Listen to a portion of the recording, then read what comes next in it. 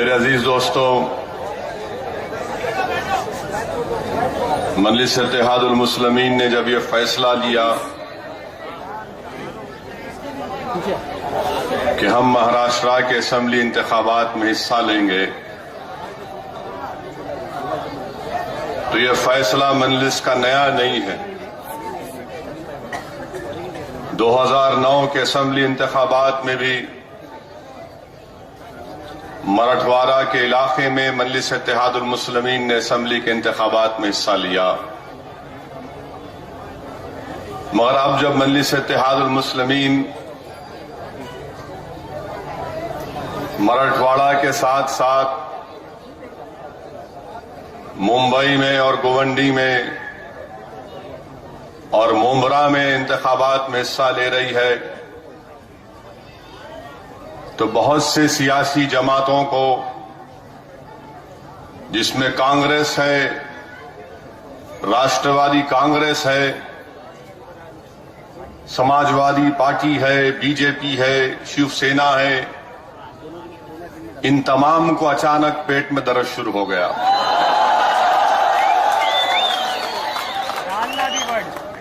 और सब के सब एक ही जबान में ये बोल रहे हैं। आने के बाद सबको कांग्रेस वाले ये बोलते हैं ये कम्युनल पार्टी है, कांग्रेस वाले बोलते हैं कि ये फिरका परस्ती की बात करते हैं, राष्ट्रवादी कांग्रेस के लोग बोलते हैं ये सिर्फ भड़काऊ भाषण देते हैं, समाजवादी पार्टी के लोग बोलते हैं मुल्क को बांटने की बात करते हैं, बीजेपी शिवसेना ये कहती है कि ये भारत माता से मोहब्बत नहीं करते, ये मुल्क के गद्दार हैं। मैं इन तमाम पार्टियों से कहना चाह रहा हूं आज आपके सामने, और आज के इस जलसे से मैं इन तमाम को एक पैगाम देना चाह रहा हूं कि आपका हर इल्जाम मुझे कबूल है। थोड़ी देर के लिए आपने कहा कि मैं फिरका परस्त हूं, मैं सिर्फ मुसलमानों की बात करता हूं, आपने कहा कि हर आपका इल्जाम कबूल है, मगर मैं आज गोवंडी के इस जलसे से कांग्रेस पार्टी से, राष्ट्रवादी कांग्रेस से, बीजेपी से, शिवसेना से, समाजवादी पार्टी से चंद सवालात रखना चाहता हूं और मैं उनसे पूछना चाहता हूं कि इन सवालात का जवाब आप आवाम में दे दो, मुझे मत दो। मैं आपके दरमियान में खड़े होकर इस बात को आपके सामने रख रहा हूं, क्या ये बात सच नहीं है कि महाराष्ट्र की आबादी 2011 के सेंसस के मुताबिक 11 करोड़ के करीब आबादी है महाराष्ट्र की, जिसमें से 1 करोड़ 50 लाख मुसलमान रहते हैं। क्या यह बात सच नहीं है? कांग्रेस के लीडरों, राष्ट्रवादी कांग्रेस, समाजवादी पार्टी, बीजेपी और शिवसेना के तमाम कायदीन, मैं तुमसे कह रहा हूं, क्या ये बात सच नहीं है कि महाराष्ट्र में मुसलमानों की 60% आबादी, मुसलमानों की 60% आबादी सतह गुर्बत से नीचे जिंदगी नहीं गुजार रही? अगर 1.5 करोड़ की आबादी यहां महाराष्ट्र में मुसलमानों की है, तो 60% मुसलमान एक दिन में 32 रुपये भी नहीं कमा सकते। क्या यह सच है या झूठ है? मुझे जवाब दो। 15 साल से तुम हुकूमत कर रहे हो, मैं हुकूमत नहीं कर रहा हूं। 15 साल से तुम्हारा चीफ मिनिस्टर, 15 साल से तुम्हारा होम मिनिस्टर, 15 साल से तुम्हारा फाइनेंस मिनिस्टर, 15 साल से हर चीज तुम्हारी, मगर ये तो बता दो भैया, इस 15 साल में तुमने कौन सी बांसुरी बजा दी? तुमने कौन सा ऐसा नया गाना तैयार किया कि 15 साल में तुम्हारी हुकूमत में हम 60% हमारी गरीबी में इजाफा हो गया। 60% Muslims living below poverty line. यह आपकी देन है या मेरी देन है? 32 रुपये दिन को कमा नहीं सकते हम लोग। क्या यह बात सच नहीं है? कांग्रेस, राष्ट्रवादी कांग्रेस और जो इस गवंडी के लोगों का वोट लेकर एसपी के नुमाइंदे जो महाराष्ट्र के असेंबली में बैठे रहे 5 साल, बताओ क्या यह बात झूठ है कि महाराष्ट्र की गवर्नमेंट की मुलाजमतों में, जहां पर हमारी आबादी 1.5 करोड़ की है, सिर्फ 4% मुसलमान गवर्नमेंट की मुलाजमतों में काम करते। बताओ किसने रोका तुमको मुझे चपरासी की नौकरी देने के लिए? तुम क्लास 4 की नौकरी मुझे दे सकते थे। मेरी आबादी 13% और नौकरियों में मेरा तनासुब 4%, और फिर तुम मुझको उंगली उठाकर बोलते कि मैं कम्युनल हूं, मैं भड़काऊ भाषण बात करता हूं, मैं मुल्क से मोहब्बत नहीं करता हूं। बताओ मुल्क से मोहब्बत तुम करते हो या मैं करता हूं? फिरका परस्ती का मुजाहरा तुम करते या मैं करता हूं? 15 साल की तुम्हारा राज, 5 साल तुम महाराष्ट्र के असेंबली में एमएलए बन के बैठे रहे। ये सवाल का जवाब दो। क्या यह बात सच नहीं है कि महाराष्ट्र में कितने मुस्लिम आईएएस आईपीएस ऑफिसर हैं? कितने मुस्लिम आईपीएस आईएएस ऑफिसर हैं? इस सवाल का जवाब दो, क्योंकि जब तुम मुझ पर उंगली उठाकर कहते हो कि हैदराबाद से एक शेरवानी आ गई, हां, ये शेरवानी तुमको परेशान करेगी इंशाअल्लाह ताला। अब 15 साल तुमको कोई मुकाबले में नजर नहीं आया। 15 साल जितने उठे तुमने उनको सबको खरीद लिया। 15 साल में जितने उठे तुमने उनको डराया या पैसों से खरीद लिया। मगर आज 15 साल के बाद एक मर्द तुम्हारे सामने खड़े होकर सवाल कर रहा है। अब तुमको जवाब देना पड़ेगा।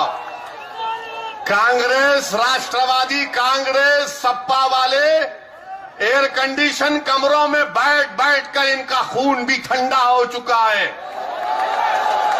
इनमें हरारत बाकी नहीं रही, हिलने का नाम नहीं लेते। ये समझ रहे कि 15 साल राज किए तो दोबारा 5 साल राज करेंगे। तुम्हें इख्तिदार मिलेगा या नहीं मिलेगा, उसका फैसला महाराष्ट्र की आवाम करेगी।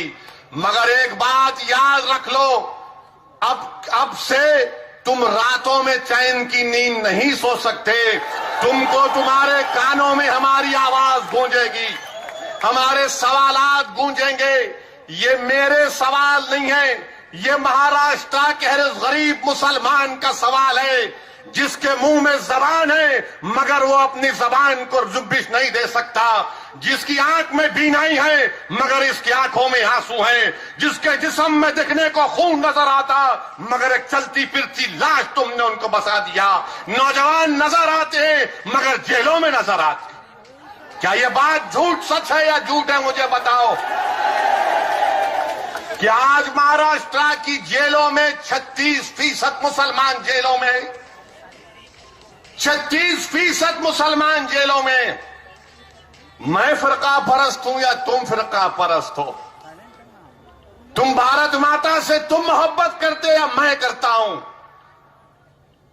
बताओ, ये सवाल का जवाब दो कि आखिर क्यों महाराष्ट्र की जेलों में अगर मजहब के नाम पर देखा जाए तो 36% मुसलमान जेल में, हमारी आबादी 13%, 6000 के करीब अंडर ट्रायल मुस्लिम नौजवान जेलों में हैं।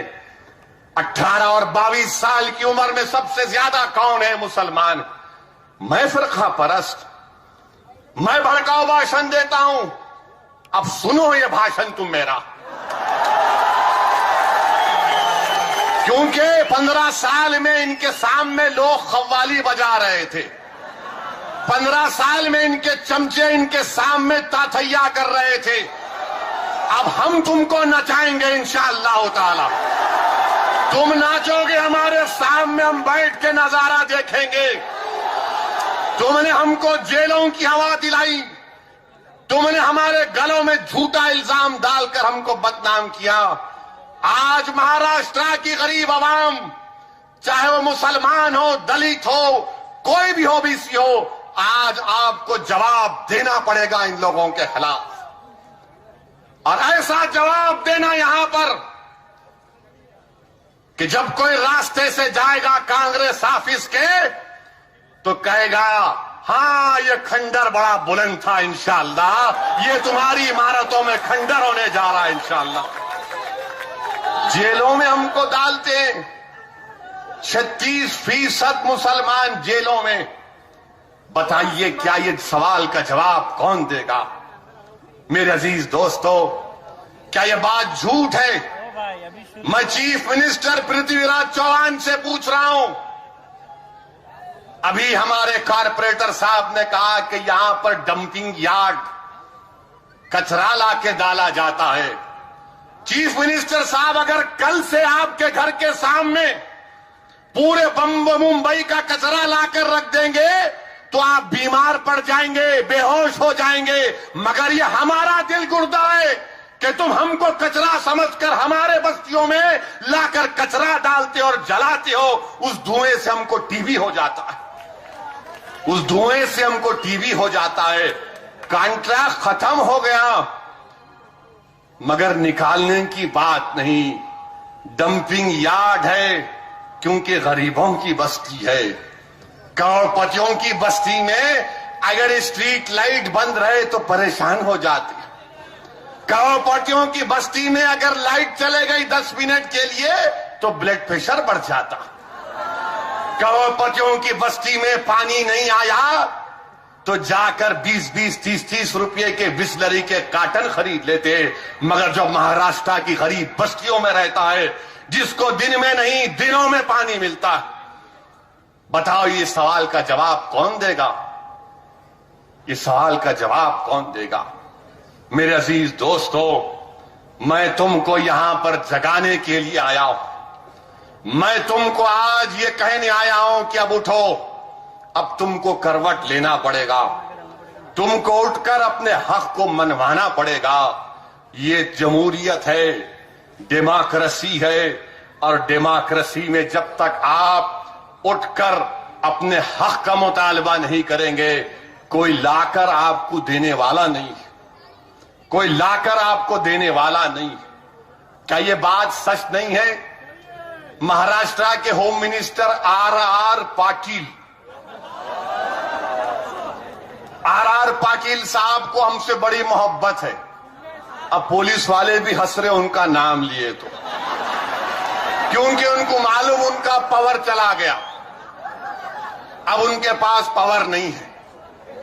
हम जब कभी भी गोवंडी को आना चाह रहे थे, मुंबई को आना चाह रहे थे, मुमरा को आना चाह रहे थे, पुलिस परमिशन देती, मगर ऊपर से फोन आ जाता नहीं इनको मत आने दो।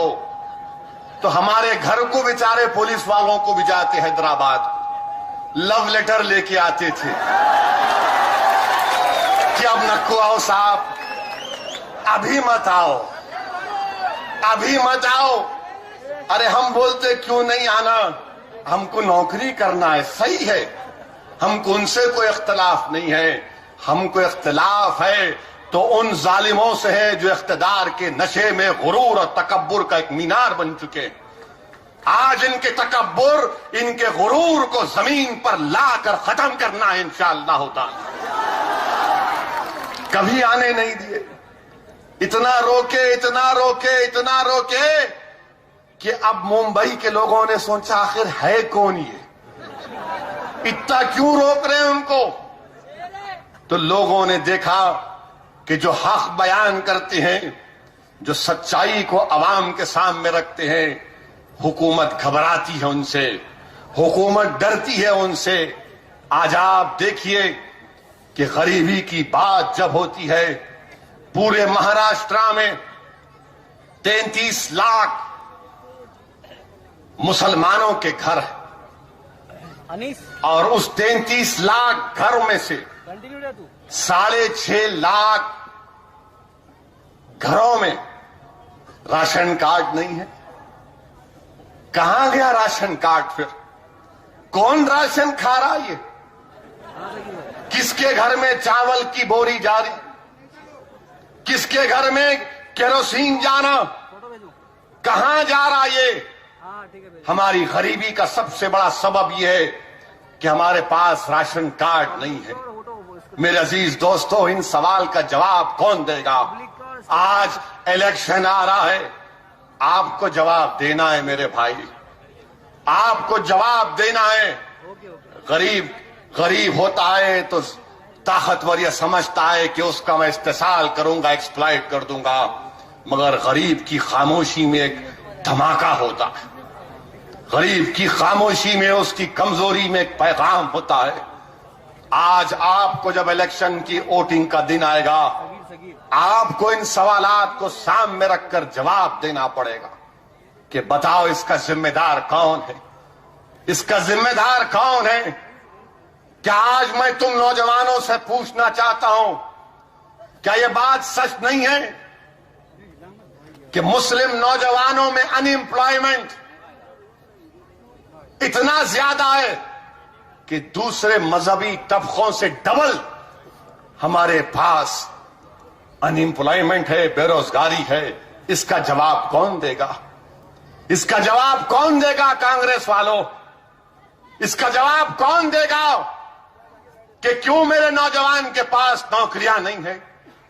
तुम उनको नौकरियां नहीं देते, बैंक उनको लोन नहीं देता, घर बनाने के लिए बैंक नहीं देता, और पूरे मुस्लिम इलाके को नेगेटिव जोन डाल कर रख देते।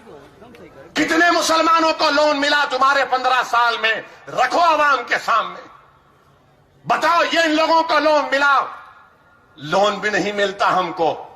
और हमारा नौजवान, जैसा कि अभी बताया गया कि ड्रग्स ले रहा है, नशा कर रहा है। अगर तुम उस नौजवान को जिंदगी की राह दिखाओगे, जिंदगी का मकसद दिखाओगे कि छोड़ इस ड्रग्स को, तुझे अगर नशा लेना है तो अल्लाह से मोहब्बत कर, रसूल से मोहब्बत कर, वो दुनिया का सबसे बड़ा नशा है। दुनिया में इससे बड़ा कोई नशा नहीं है मेरे नौजवानों। जो अल्लाह उसके रसूल से बेपनाह मोहब्बत करेगा सल्लल्लाहु अलैहि वसल्लम से, वो मोहब्बत ही खुद बहुत बड़ा नशा है। मगर इन नौजवानों को जिंदगी का मकसद नहीं दिया जा रहा है। इन नौजवानों को जिंदगी का मकसद नहीं दिया जा रहा है। क्या यह बात सच है या झूठ है? बताओ कांग्रेस वालों, तुम 15 साल से पावर में रहे, तुम्हारी रिपोर्ट, एक मुसलमान के एक घर में, एक कमरे में क्या 5 से 6 लोग नहीं सोते? ये इनकी रिपोर्ट है, मेरी रिपोर्ट नहीं है। मैं जहन से नहीं बता रहा हूं, इनकी रिपोर्ट है रहमान कमेटी की। एक कमरे में 5 और 6 लोग रहते हैं। आज तुम मुझे गाली देते तो हमारे बस्तियों को गाली देते, हमारे महल्ले जात को गाली देते। चीफ मिनिस्टर साहब, कभी तुम मेरी चौखट पर आकर झांक कर देखना था कि एक मुसलमान के घर में रात के वक्त में कितने लोग सोते अंदर और बाहर? कभी तुम देख लेते, मगर नहीं। इसका सवाल, इसका जवाब इनके पास नहीं। क्या यह बात गलत है कि महाराष्ट्र के मुसलमानों के घरों में 60% घर में वॉशरूम नहीं है? 60% घरों में वॉशरूम नहीं है। इसका जिम्मेदार कौन है? मैं जिम्मेदार हूं। मैं भड़काऊ भाषण देता हूं, मैं हिंदुस्तान से मोहब्बत नहीं करता हूं, यह तुम्हारा झूठा इल्जाम। मेरे अजीज दोस्तों, ये सवालात हैं जिस पर आपको जवाब देना है। क्या आप जवाब देंगे? नहीं देंगे? कैसे देंगे जवाब आप? याद रखो, जज्बात में आकर नारे तकबीर बोलने से काम नहीं बनता। हम कोई सोडा फैक्ट्री में काम नहीं करते, हम कोई थम्स अप नहीं है कि हिलाए तो निकल गए।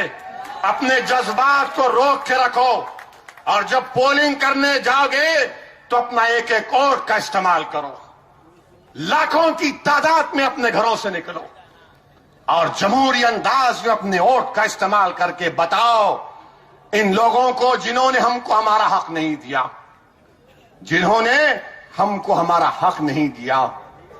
मैं पूछना चाहता हूं साबिका होम मिनिस्टर से, सॉरी अब इनकी कैबिनेट रिजाइन कर चुकी है, साबिका होम मिनिस्टर साहब, मालेगांव का बम ब्लास्ट किसने किया भाई?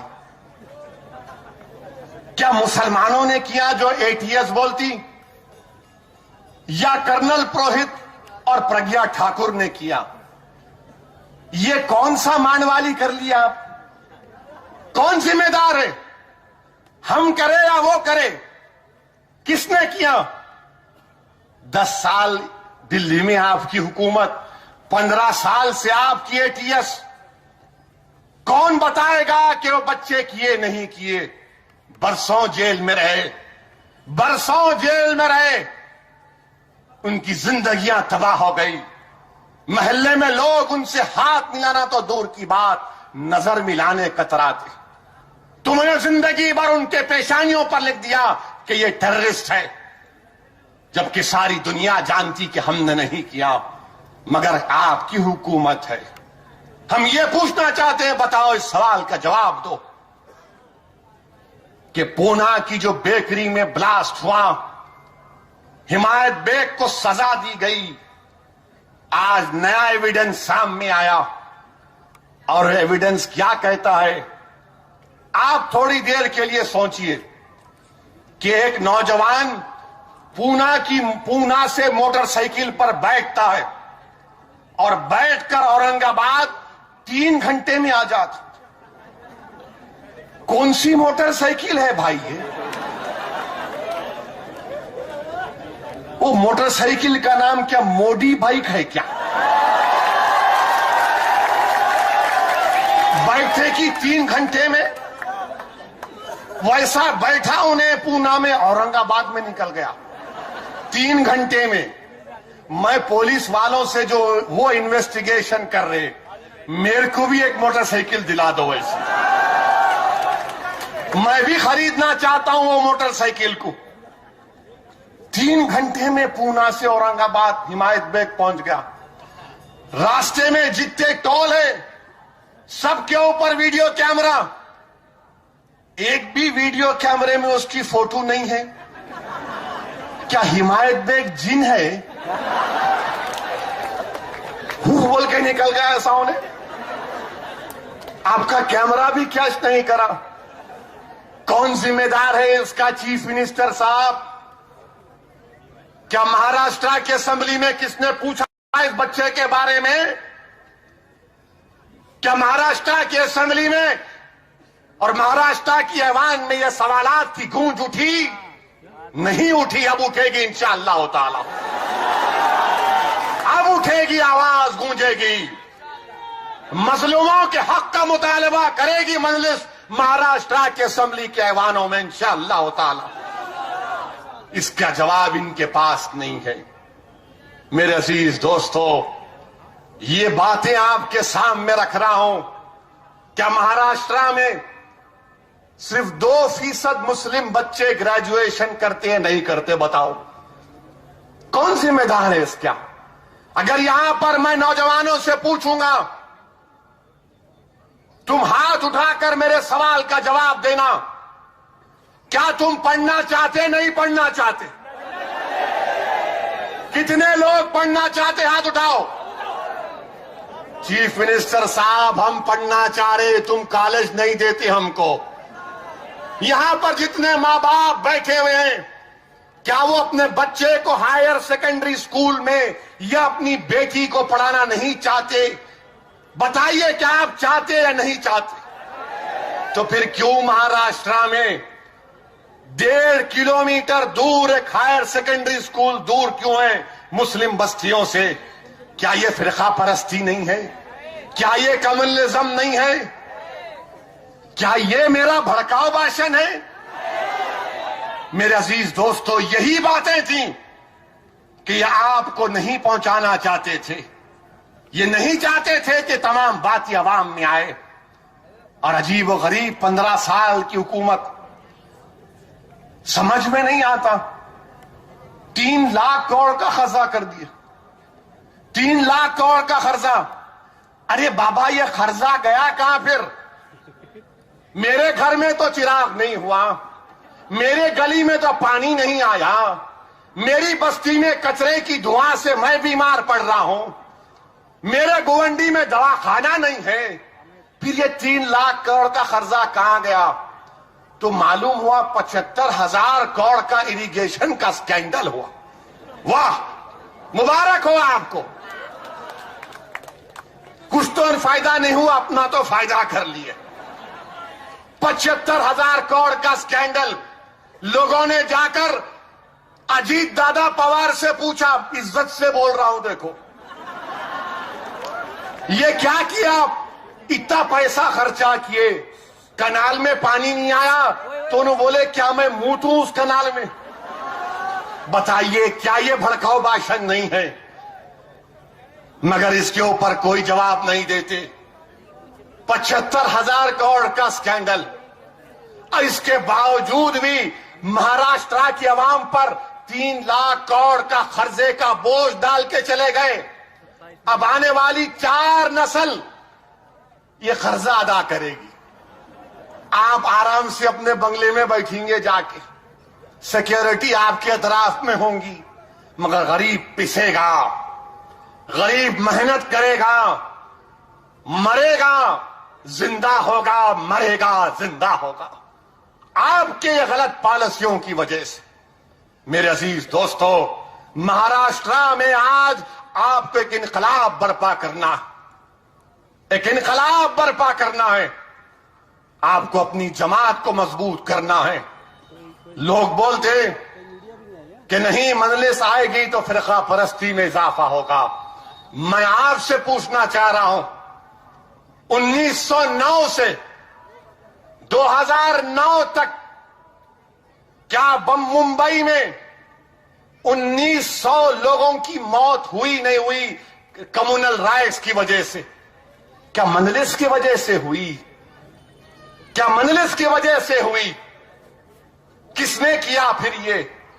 आपकी हुकूमत। और फिर जो लोग हमको फिरका परस्त बोलते, मुझे जरा ये तो बता दो चीफ मिनिस्टर साहब, समाजवादी पार्टी के लोगों, ये नौजवान आज यहां पर बैठे हुए 18, 19 साल, 20 साल के नौजवानों, मैं तुम्हारे हाफिजे के लिए, तुम्हारी मेमोरी के लिए, तुम्हारे बुजुर्गों के कत्ल को याद दिलाता हूं कि यही मुंबई की सरजमीन पर शहादत बाबरी मस्जिद के बाद फसाद हुआ। श्री कृष्णा कमेटी बनाई गई। श्री कृष्णा कमेटी बनाने के बाद रिपोर्ट दी गई। जब रिपोर्ट ऐवान में रखी गई तो आज कांग्रेस के एक बहुत बड़े लीडर हैं, जनाब नारायण राणे साहब, संजय निरुपम साहब ने खड़े होकर कहा था, अगर श्री कृष्णा कमीशन के सिफारिशात पर अमल होगा तो बंबई हिल जाएगा। आज वो कांग्रेस में आ गए। क्या कांग्रेस पार्टी सेकुलरिज्म का नोटरी ऑफिस है क्या? आप कहीं आ गए तो आप स्टैम्प मारे तो सेकुलर, नहीं मारे तो कम्युनल। सबके सब सेकुलर हो गए और मैं कम्युनल हो गया। क्यों कम्युनल हुआ? क्योंकि मैं इनके इशारों पर नाचने वाला नहीं हूं। इनकी आंख में डालकर बोलने वाला हूं, इनसे सवाल करने वाला हूं, इनसे अपना हक का मुतालबा करने वाला हूं। इनको ये पसंद नहीं आते। इनको कौन चाहिए? इनको भीख मांगने वाले चाहिए, इनको पैर पकड़ने वाले चाहिए, इनको सर सर बोलने वाले चाहिए, इनको इनके सामने नाचने वाले चाहिए। मजलिस तुमसे कहती, ये हिंदुस्तान जिसको हम तमाम ने अपने खून से आजाद किया, ये हिंदुस्तान किसी के बाप की जागीर नहीं है, ये हिंदुस्तान सबका है, ये हिंदुस्तान सबका है। आपने, हमने, हिंदुओं ने, मुसलमानों ने, दलितों ने, सबने अपना खून बहाया, अंग्रेजों से आजादी दिलाई। किसी तो किसी शायर ने कहा था, इसमें सबका खून शामिल है, ये किसी के बाप का मुल्क नहीं है। बंबई भी किसी के बाप का नहीं है। यहां पर हर कोई आ सकता है, हिंदुस्तान का टूट हिस्सा है। और हम तो, हिंदुस्तान तो हमारा है। आप बोलेंगे कैसा है? यहां पर हमारे उलमा मौजूद होंगे, मेरी इस बात से मुत्तफिक होंगे कि हमको क्या सिखाया गया, क्या पढ़ाया गया कि जब हजरत आदम दुनिया को आए तो हिंदुस्तान को आए। तो ये मेरे बाप का मुल्क हुआ नहीं हुआ? मेरे बाप आदम का, आदम अलैहिस्सलाम का मुल्क है। इन्हों बोलते नहीं हम किराएदार, नहीं हम किराएदार नहीं है भाई, हमारे बाप का है ये। यहीं से दुनिया का आगाज हुआ। हम नहीं आते तो दुनिया भी नहीं आती वजूद में, और हम जब तक जिंदा है दुनिया आबाद।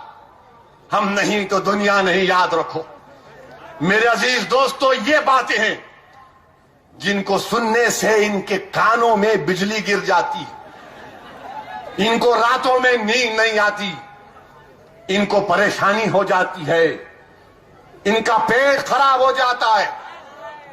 और हम ये बातें करते रहेंगे।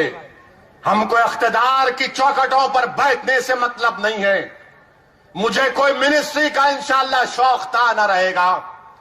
और इंशाअल्लाह ताला जब तक अल्लाह इस जिस्म में हयात को बाकी रखेगा, मैं एक सिपाही की तरह तुम्हारे लिए लड़ता रहूंगा और इसी तरह इस दुनिया से चला जाऊंगा। मुझे याद रखो नौजवानों, मुझे तुम्हारा जनरल बनने का शौक नहीं है, मुझे तुम्हारा लीडर बनने का शौक नहीं है। मैं तुम्हारे साथ कंधे से कंधा मिलाकर ठहरना चाहता हूं। मैं तुम्हारे साथ ठहर कर तुम्हारी आंख से जो नाइंसाफी जो तुमसे की जा रही है उसके बहते हुए आंसुओं को समझना चाहता हूं। अगर दुनिया तुम्हारा साथ दे या ना दे, कम से कम मजलिस तुम्हारा हाथ तो पकड़ेगी, कम से कम मजलिस तुम्हारी आंखों से बहते हुए आंसू को तो पहुंचेगी, मजलिस कम से कम लड़ेगी इन जालिमों से। मेरे अजीज दोस्तों, मैं तुम्हारे दरमियान में ठहरना चाहता हूं। मैं तुम्हारे आगे नहीं, मैं तुम्हारे साथ चलना चाहता हूं। मैं तुमको आगे देखना चाहता हूं। मैं हमारे घरों में चिराग देखना चाहता हूं। आज हमारे मुल्क को फख्र है कि हमने मार्स के ऊपर सैटेलाइट भिजाया। बड़ी एजाज का बात है हिंदुस्तान के लिए। मैं इसरो के तमाम साइंटिस्ट को सलाम करता हूं। मैं इसरो के तमाम साइंटिस्ट को सलाम करता हूं। ये हम हिंदुस्तानियों के लिए एक फख्र और एजाज की बात है। मगर वहीं पर अजीज दोस्तों, एक दिलचस्प वाकया आपके सामने रखना चाहता हूं। जब वो मार्स पर न्यूज आई तो उत्तर प्रदेश से एक नौजवान ने मुझे फोन किया। बार बार फोन आ रहा था। उसने कहा अर्जेंट बात करना है। मैं फौरन बोला शायद कुछ परेशानी होगी। उसका फोन मिलाया, मगर इसका यह मतलब नहीं है कि आप भी कल से शुरू कर देंगे अर्जेंट बात करना है, बात करो। बात कर सकते। मैं फोन मिलाया, उससे पूछा कि भाई बताओ क्या बात है। तो उसने कहा ओवैसी साहब, मैं मुजफ्फरनगर से बात कर रहा हूं, जहां पर कांड हुआ, जहां पर फिसाद हुआ।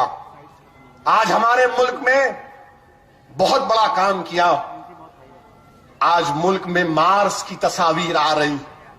उसने कहा ओवैसी साहब, मेरा ख्वाब भी है कि मैं भी साइंटिस्ट बनूं, मैं भी साइंटिस्ट बनूं, मैं भी इसरो के उस जगह पर जाकर काम करूं। वो बच्चा कहता था कि मैं मैथ्स में बहुत अच्छे नंबर लाता हूं, मैं साइंस और मैथ्स में 95% लाता हूं, मैं साइंटिस्ट बनना चाहता हूं। मैं बड़ा खुश हुआ और मैंने उससे कहा कि बहुत अच्छा तुम्हारा इरादा है, अल्लाह तुम्हारे इस इरादे में तुमको कामयाबी देगा। उस बच्चे ने कहा कि मगर मैं नहीं बन सकता साइंटिस्ट। मैंने पूछा क्यों? तो उसने कहा ओवैसी साहब, हमारे पास मुजफ्फरनगर में जो औरतों का रेप हुआ उसमें मेरी बहन भी शामिल है। उसको हमारे गांव के 6 लोगों ने मिलकर रेप किया। मेरी बहन रातों में पुकारती है, दिन में खाना नहीं खा सकती, इसीलिए मैं उसको देखते रहता हूं। मुझे डर लगा रहता है कि कहीं ये खुदकुशी ना कर ले। देखो समाजवादी पार्टी के लोगों, तुम इस बच्चे के ख्वाब को चकनाचूर कर दिए, जिसमें काबिलियत जरूर है। अगर उसको मौका मिलेगा तो हिंदुस्तान का सबसे बड़ा साइंटिस्ट बनेगा। जो हिंदुस्तान आज 10-10 सैटेलाइट दाग सकता है। अगर काश हुकूमत करने वाले इन मुसलमानों के चेहरों को देखकर पहचानते उनको कि काबिलियत के एतबार से हम कम नहीं है, हम काबिलियत के एतबार से कम नहीं है। अगर मेरे पेट में खाना नहीं है, मेरे जिस्म पर कपड़ा नहीं है, मगर दिमाग तो अल्लाह ने मुझे इतना दिया कि अगर तुम मुझे मौका दोगे तो मैं इस मुल्क को सुपर पावर बना सकता हूं। मगर तुम्हारे जुल्म की वजह से, तुम्हारे जुल्म की वजह से हमारे ख्वाब चकनाचूर हो रहे हैं। बताओ उस बच्चे पर क्या बीतती होगी। इतना नेक ख्वाब वो देख रहा है कि मैं हिंदुस्तान का साइंटिस्ट बनना चाहता हूं, मैं भी उस तरह का एक सैटेलाइट दागना चाहता हूं, मैं इस मुल्क को सुपर पावर बनाना चाहता हूं। मगर समाजवादी पार्टी के लोगों, मुलायम सिंह यादव साहब जो बड़े फखरिया अंदाज में कहते हैं कि मैं मौलाना मुलायम हूं। मुलायम सिंह यादव साहब, हाथ जोड़ के आपसे बोल रहा हूं, हमारे मौलानाओं को बदनाम मत करो। हमारे मौलाना बड़े गैरतमंद होते हैं, गयूर होते हैं, इज्जतदार होते हैं। आपने क्या किया? समाजवादी पार्टी ने यह काम किया कि जिन औरतों की इज्जत लूटी गई, 1.5 साल हो गए, अब तक चार्जशीट नहीं पड़ी, अब तक चार्जशीट नहीं पड़ी। 15 दिन पहले वो जो हमारी बहन की इज्जत लूटी गई, उसको उसके गांव में गोली चलाई गई, उस पर कह तू अपनी कंप्लेंट वापस ले ले। बताओ मुलायम सिंह, समाजवादी पार्टी सपा वाले, क्या ये तुम्हारा इंसाफ है कि 50,000 मुजफ्फरनगर में हम बेघर हो गए? क्या ये तुमसे हमारी मोहब्बत है? बताओ क्या ये तुम्हारा इंसाफ है? आज आकर बुड़ंग बांग दावे करना, क्या ये तुम्हारा इंसाफ है कि उत्तर प्रदेश में 80 पार्लियामेंट की सीटें, कितनी 80, क्या यह सेकुलरिज्म की कामयाबी है कि 18% मुसलमानों की आबादी उत्तर प्रदेश में, और एक भी नहीं जीतता, एक भी नहीं जीतता, एक मुसलमान भी नहीं जीतता। मिस्टर मुलायम सिंह, ये कौन सा सेकुलरिज्म है आपका? मगर मुलायम सिंह जीते, बहू जीतती, भतीजा जीतता, और छोटे भाई का पोतरा भी जीत जाता। 4 जीत गए घर से। आपके चश्मो चिराग जीत गए और हमारा चिराग आप गुल कर दिए। ये कौन सा इंसाफ है मिस्टर मुलायम सिंह? ये इंसाफ नहीं है, ये फिरका परस्ती है। क्या सपा के लोगों को मेरी इस बात से जरूर पेट में दर्द होगा, पेट में भी दर्द होगा, सर में भी दर्द होगा। अभी तो शुरू किया हूं, ये पहली इलेक्शन की मीटिंग है, इसके बाद और बोलूंगा, बहुत बोलूंगा, और कोड ऑफ कंडक्ट के दायरे में रहकर बोलूंगा। अब के बार तुम मुझे रोक नहीं सकते।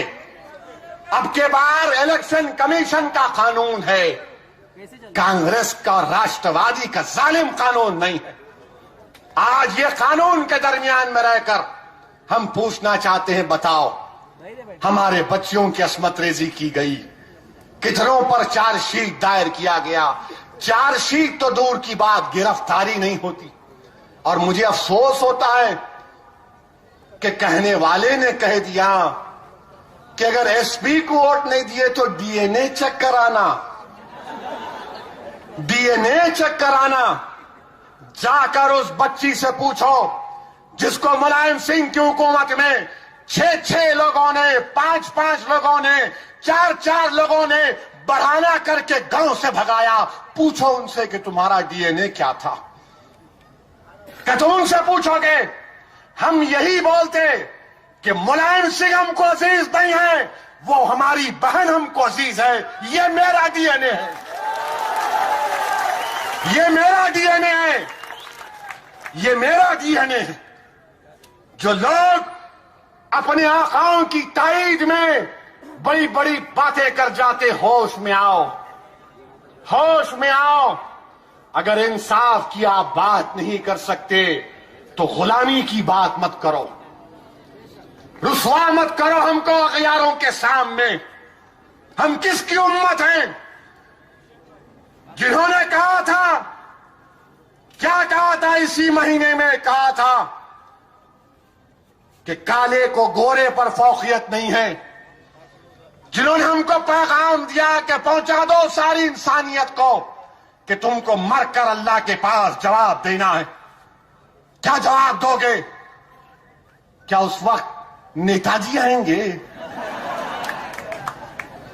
नेताजी आएंगे, वो आके बोलेंगे अरे इंसाफ की बात करो, लड़ो मजलूमों के लिए, जुल्म के खिलाफ लड़ो, मुसलमानों से गुर्बत के खात्मे की बात करो।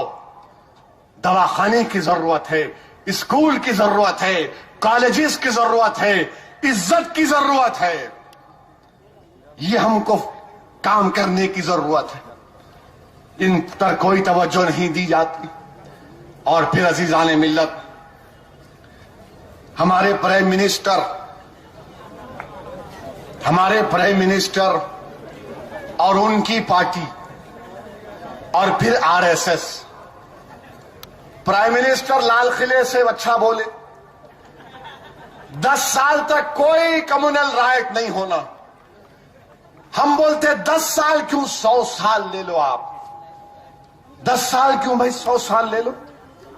ये झिकझिक क्यों, ये टेंशन क्यों, ये मारामारी क्यों, ये चीराचीली क्यों, पकड़म पकड़ी, police tear gas, lathicharge, firing, फिर रातों में हमारे घर के दरवाजे तोड़ के पकड़ के लेके जाना।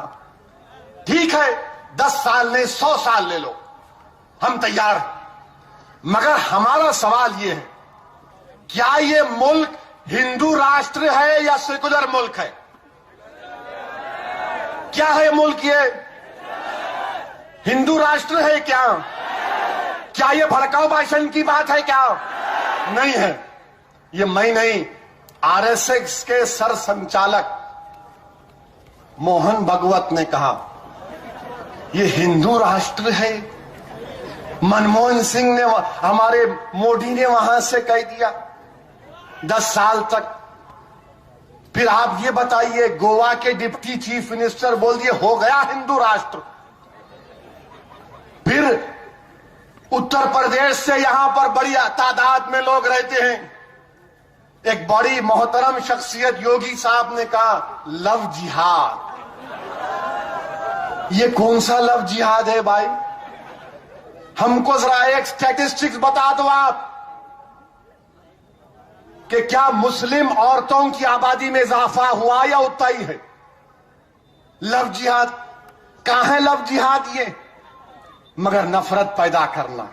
मिस्टर प्राइम मिनिस्टर, आप हमको बता दो आप सच्चे हैं या ये लोग सच्चे हैं? क्योंकि आप तमाम एक ही हैं, आप तमाम एक ही हैं। बताओ कौन सच्चा है? प्राइम मिनिस्टर थोड़े दिन पहले एक और बयान दिए। क्या बयान दिए? कि हिंदुस्तान का कोई भी मुसलमान अल-कायदा आईएस से ताल्लुक नहीं है, वो हिंदुस्तान के लिए जीता और मरता। मिस्टर प्राइम मिनिस्टर, आप सच्चे हैं या वो अखबार की रिपोर्ट झूठी है?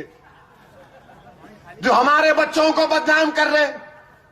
जब हिंदुस्तान का प्राइम मिनिस्टर कह रहा कि हिंदुस्तान का मुसलमान मुल्क के लिए जीता मरता, तो फिर क्यों आईबी वाले पीछे किधर लगाओ? उस अखबार के क्यों इंफॉर्मेशन दे रहे? वो हमारे 4 बच्चे गए, 1 मर गया। सच क्या है भाई? वहां तक और मिस्टर प्राइम मिनिस्टर, वजीर आजम हिंदुस्तान, अरे सुन, आपको अब मालूम हुआ हम वफादार हैं? इसमें 1 पॉइंट लगा, इसमें 2 पॉइंट इसमें लगा, नहीं प्राइम मिनिस्टर, इसमें के लगा इसमें लगा, इसका अगर बच्चा जब मां की कोख से पैदा होता है, उसकी कान में उसका बाप अज़ान देता है, फिर उसके घर का बुजुर्ग उसको शहद चकाता है, और तीसरा जुमला उसके घर वाले उस बच्चे से कहते, मुल्क है इससे वफादारी करना। ये हमको सिखाया जाता, पैदाइश के बाद हमको ये दर्ज दिया जाता। मगर आप हमको आज बोल रहे, मिस्टर प्राइम मिनिस्टर, हमको आपसे सर्टिफिकेट की जरूरत नहीं है, हमको आपसे सर्टिफिकेट की जरूरत नहीं है। अब प्राइम मिनिस्टर आएंगे महाराष्ट्र को, आके बोलेंगे, मित्रों मित्रों मित्रों, भाई बहनों, जरा ये भी तो बताना 25 साल का रिश्ता कैसे टूट गया भाई मेरे? 25 साल का अटूट रिश्ता, अच्छे दिन आ गए क्या? 25 साल का रिश्ता अचानक गायब। मिस्टर प्राइम मिनिस्टर, आप अपनों को साथ लेके नहीं चल सक रहे, कभी अपनों को तो साथ लेके चलो। 25 साल के बाद अचानक बेचारे शिवसेना वाले भी परेशान हैं। हम कितना कुर्बानियां नहीं दिए, 15 साल बाहर रहे, और अचानक जब मिठा खाने का टाइम आया, रसगुल्ला, तो बोले नहीं तुम नहीं खाना, मैं खाता हूं। वाह, सबका साथ सबका विकास। क्या ये सबका साथ सबका विकास है? 25 साल साथ रहे, मेरे को नहीं मालूम क्या क्या कुसट हुई, क्यों छोड़े, क्या छोड़े, मगर एक पैगाम तो गया। मगर मेरे अजीज दोस्तों, मेरे नौजवानों, मेरे बुजुर्गों, मेरे इज्जतदार माँ और बहनों, मेरे गयूर नौजवानों, आज मैं तुमसे फिर से अदबन गुजारिश कर रहा हूं कि हमको इख्तिदार का शौक नहीं है। इस महाराष्ट्र की सियासत में एक करवट पैदा करो खुदा के लिए, एक इनकलाब पैदा करो नौजवानों। तुमको कल के लिए नहीं, आज के लिए काम करना है। बहुत नाइंसाफी हो गई मेरे भाई, बहुत इस्तेसाल कर लिया गया, बहुत एक्सप्लॉयटेशन हो चुका। अब नौजवानों, बुजुर्गों, इन नौजवानों की सरपरस्ती करो, हमको समझाओ, नसीहत करो, हमको डांटो अगर हम गलती करते हैं। मगर मैं हमारे बुजुर्गों से कह रहा हूं कि हमारी नियतों पर शक मत करो। हमारा एक ही मकसद है कि हमको समाजी इंसाफ मिले, नौकरियों में हिस्सा मिले, बेरोजगारी में खात्मा हो, पीने का साफ पानी मिले, मेरा बच्चा या बच्ची बीमार हो गई तो दवाखाना मिले, कॉलेज मिले, बैंक से लोन मिले, जो जेलों में बच्चे हैं वो रिहा कराएं। बताओ, ये हमारा एजेंडा है, हमारा एजेंडा कोई और नहीं है। आपने ऐसे लोगों का साथ दिया जिन्होंने आपको धोखा भी दिया और आपके पीठ पर खंजर मारा, इतना खंजर मारा कि तुम्हारी पीठ को छन्नी छन्नी कर दिया गया। मैं आज तुमसे सिर्फ यही कह रहा हूं कि अपने हाथों से इस जमात को उठा लो। नहीं मालूम इस दुनिया में मेरा कितना वक्त है, नहीं मालूम किसका कितना वक्त है, मगर परवरदिगार जानता है कि मेरा एक एक लफ्ज इखलास पर मबनी है। और मैं यही चाहता हूं कि इंसाफ हमको मिले, कोई हमको गीरत की नजर से ना देखे। हम डर कर नहीं जिएंगे, हम इज्जत से जिएंगे। हम डर कर भाग भाग कर नहीं जिएंगे, हम सीना तान कर जिएंगे इंशाअल्लाह ताला। अगर तुम सीना तान कर जीना चाहते, अगर तुम जालिम से पंजा आजमाई करना चाहते, अगर तुम अपने हक को मनवाना चाहते हो, तो आओ इस कमजोर का साथ दो। ये जमात तुम्हारी जमात है मेरे दोस्तों, जिसने हुकूमतों से टकराया, जिसने ये नहीं देखा कि कौन ताकतवर है, जिसने वक्त के फिरौन से, वक्त के नमरूद से, वक्त के अबू जहलों से मुकाबला किया। नौजवानों, मैं तुमको दावत दे रहा हूं, यह महीना कुर्बानी का है, यह महीना कुर्बानी का है, आइंदा महीना भी कुर्बानी का है। क्या तुम थोड़ा वक्त कुर्बान नहीं कर सकते? क्या तुम थोड़ा पसीना नहीं बहा सकते? क्या तुम थोड़ा सा वक्त नहीं निकाल सकते अपने मुस्तकबिल के लिए? क्या तुम नहीं देखते कि कैसे अल्लाह की मोहब्बत में एक वालिद ने अपने बेटे को पेश कर दिया? क्या तुम भूल गए उस दास्तान को कि कैसे एक नाना के नवासे ने अपनी गर्दन को कटा दिया मगर जालिम से समझौता नहीं किया? आओ नौजवानों, अब बहुत हो चुका, बहुत नाइंसाफी हो चुकी। एक करवट लो, अपने इत्तेहाद का सबूत दो, अपने इत्तेहाद का सबूत दो। जाओ घर घर पैगाम पहुंचाओ, वोट डालो, मंजिल का निशान पतंग का होगा। मैं दावत फिक्र दे रहा हूं, मैं दावत फिक्र दे रहा हूं, मैं दावत फिक्र दे रहा हूं हमारे दलित भाइयों को। अच्छी बात कही हमारे भाई ने अभी कि साहब हमारी पार्टी का नारा ये है कि जय भीम जय भीम। बहुत अच्छा नारा है, बहुत दम है इसमें, इतना दम है कि दुश्मन को बेदम कर देंगे इंशाअल्लाह ताला। आओ, मैं दलितों से गुजारिश करूंगा, हमारे बैकवर्ड क्लास के भाइयों से कहूंगा, हमारे हिंदू भाइयों से कहूंगा कि हमारी लड़ाई हुकूक की है, हमारी लड़ाई हक की है। बताओ, मैंने जो कुछ भी इस 40-45 मिनट में बयान किया, क्या मैंने किसी के दिल को दुखाया? मैं अपने दिल की तकलीफ को आवाम के सामने रख रहा हूं। मेरे जो सीने में तकलीफ है, जो आंखों में आंसू हैं, जो तकलीफ है, जो करवट है, उस तमाम चीजों को आपके सामने रखा हूं। तुम्हारी जबान बनकर जबानी की तर्जुमानी कर रहा हूं। यह हमारी बात है। अरे कोई तो सुन लो हमारी बात को। हम गुलामी करने को तैयार नहीं हैं, हम सर झुकाने को तैयार नहीं।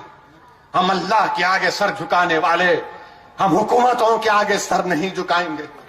हम अपने हक के लिए लड़ेंगे और पार्लिमानी जमहूरियत में हमको इस बात की इजाजत है कि हम वोट के जरिए अपने पार्टी को कामयाब करें। ये पार्टी आपकी है, ये आपकी दिलों की धड़कन है। और जान लो, सुन लो, समझ लो, कांग्रेस, राष्ट्रवादी कांग्रेस, सपा, बीजेपी, एसपी, शिवसेना, ये इलेक्शन की पार्टी नहीं है, ये एक बार आके जाने वाली नहीं है। अब आ गए तो यहीं पर रहेंगे। एक इलेक्शन गया, बल्दिया आएगा, बल्दिया का इलेक्शन लड़ेंगे। 2019 का है, पार्लियामेंट का आएगा, लड़ेंगे। ये असेंबली आएगा, लड़ेंगे। हर इलेक्शन लड़ेंगे। 35 जिलों में, 33 जिला परिषद में, 260 म्युनिसिपल कारपोरेशन में, महापंचायतों में, हर जगह अब मजलिस लड़ेगी इंशाअल्लाह ताला। हम सबको साथ लेकर काम करना चाहते हैं। शुक्रिया। अल्लाह।